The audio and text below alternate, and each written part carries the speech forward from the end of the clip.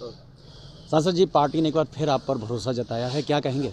निश्चित तौर पर हम आंवला के जनता के आशीर्वाद से अब की 3 लाख वोटों से जीत करके लोकसभा में अपना परचम फहराने का काम करेंगे। आदरणीय मोदी जी के काम के आधार पर, भारतीय जनता पार्टी के संगठन के आधार पर और कार्यकर्ताओं के भरोसे हम 3 लाख से चुनाव जीत करके जाएंगे। पहली सूची में आपका नाम आया है, प्रधानमंत्री जी का भी उसी सूची में नाम है, तमाम लोगों के टिकट भी काटे गए हैं। कितनी बड़ी उम्मीद थी आपको?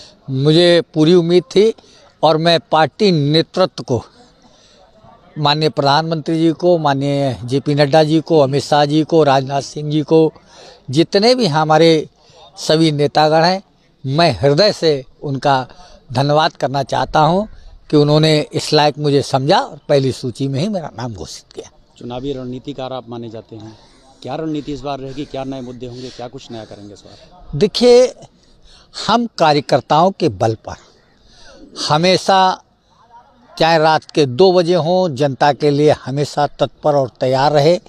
मैंने अपना काम पूरी निष्ठा और ईमानदारी के साथ किया है और क्षेत्र के विकास के लिए सड़क से लेकर के और संसद तक लड़ाई लड़ने का काम किया है।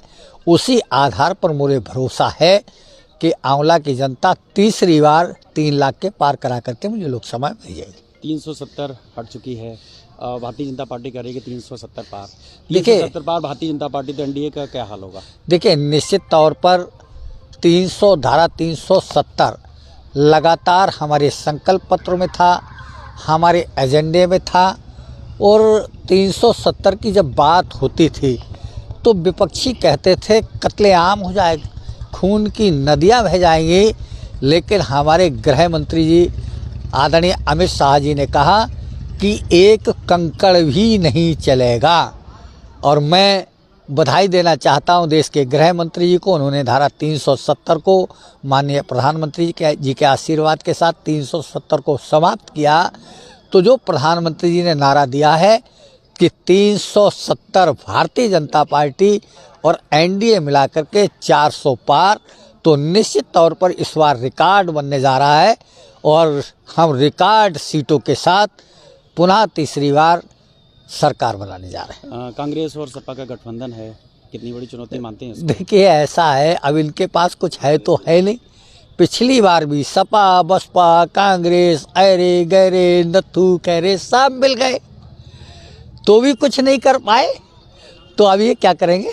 तो माना जाए कि राम की कृपा इस बार बरसेगी? देखिए, निश्चित तौर पर सारी दुनिया झूम रही है, सारी दुनिया झूम रही है राम चुनरिया ओढ़ के।